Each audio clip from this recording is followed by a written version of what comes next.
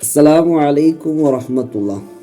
മുഅ്മിനീങ്ങളെ, ആദം നബി അലൈഹിസ്സലാത്തു വസ്സലാം അള്ളാഹുവിൻ്റെ നിർദ്ദേശത്തിന് എതിരായ ഒരു പ്രവൃത്തി ചെയ്തപ്പോൾ അള്ളാഹു സുബ്ഹാനഹു തആല ആദം നബിയെ മുൻനിശ്ചയം പ്രകാരം തന്നെ സ്വർഗത്തിൽ നിന്ന് ഭൂമിയിലേക്ക് ഇറക്കി. ആദ്യമായി ഇറങ്ങിയ സ്ഥലമാണ് ശ്രീലങ്കയിലെ ആദം മല എന്ന് അറിയപ്പെടുന്ന ആ സ്ഥലത്തിൽ.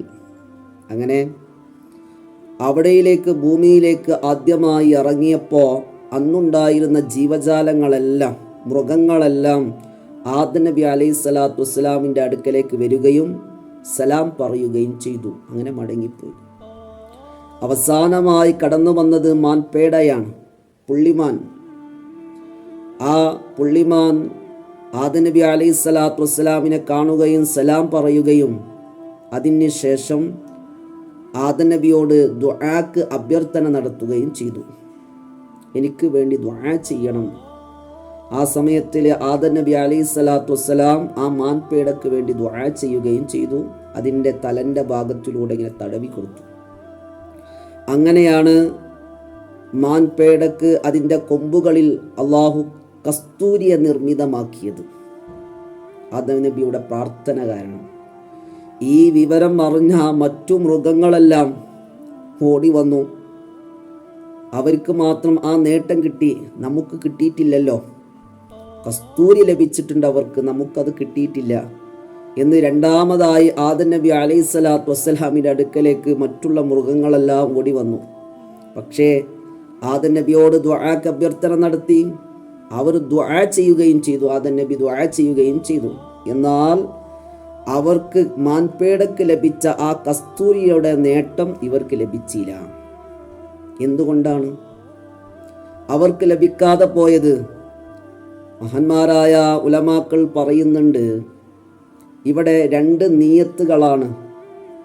അല്ലാഹു സുബ്ഹാനഹു തആലയുടെ പ്രവാചകനാണെന്നും ഹബീബായ് മുഹമ്മദുർ റസൂലുള്ളാഹി സ്വല്ലല്ലാഹു അലൈഹി വസല്ലമ തങ്ങളെ സൃഷ്ടിച്ചതിന് ശേഷം ആദ്യമായി മനുഷ്യകുലത്തിൻ്റെ പിതാവായി ആദം നബി അലൈഹി സ്വലാത്തു വസ്സലാമാണെന്നും മാത്രമല്ല അള്ളാഹുവിൻ്റെ നിർദ്ദേശപ്രകാരം സ്വർഗത്തിൽ നിന്ന് ഭൂമിയിലേക്ക് ഇറക്കപ്പെട്ടതാണെന്നും എന്ന പൂർണ്ണ ബോധ്യത്തോടുകൂടെ അള്ളാഹുവിന് വേണ്ടിയിട്ടാണ് ആദം നബി അലൈഹി സ്വലാത്തു വസ്സലാമിനെ മാൻപേട കാണാൻ വേണ്ടി വന്നത്. എന്നാൽ മറ്റു മൃഗങ്ങൾ ആദ്യം കണ്ടുപോയി.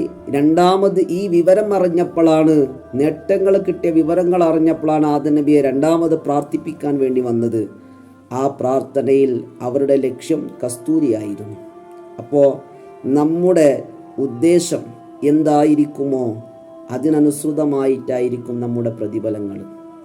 നമ്മുടെ നിസ്കാരത്തിൽ, നമ്മുടെ നോമ്പിൽ, നാം കൊടുക്കുന്ന സക്കാത്തിൽ, നാം കൊടുക്കുന്ന ഓരോ സമ്പത്തിൽ, നാം കൊടുക്കുന്ന സ്വതക്കയിൽ, നാം ചെയ്യുന്ന ഓരോ ഇബാദത്തിൽ എൻ്റെ നേട്ടം റബ്ബിൻ്റെ പൊരുത്തവും റബ്ബിൻ്റെ പ്രതിഫലവുമാണെങ്കിൽ അള്ളാഹു അപാരമായ നിഅമത്തുകൾ നാം അറിയാതെ നമുക്ക് തരും. എന്നാൽ അതേ നേട്ടങ്ങളല്ല, ദുന്യവികമായ താൽക്കാലികമായ ഈ ദുനിയാവിൻ്റെ നേട്ടങ്ങൾക്ക് മാത്രമാണ്, സീമിതമായിട്ടാണ് ഇത്തരം പ്രവർത്തനങ്ങളൊക്കെ നാം ചെയ്യുന്നുവെങ്കിൽ ആ പ്രവർത്തനങ്ങളൊക്കെ പാഴായി കളയുന്നതുമാണ്. അള്ളാഹു നല്ല നീയത്തോടു കൂടെ ചെയ്യുന്ന കാര്യം ചെറുതാണെങ്കിലും നല്ല നീയത്തോടു കൂടെ ചെയ്യാൻ അള്ളാഹു നമുക്കൊക്കെ തൗഫീക്ക് തന്നനുഗ്രഹിക്കട്ടെ.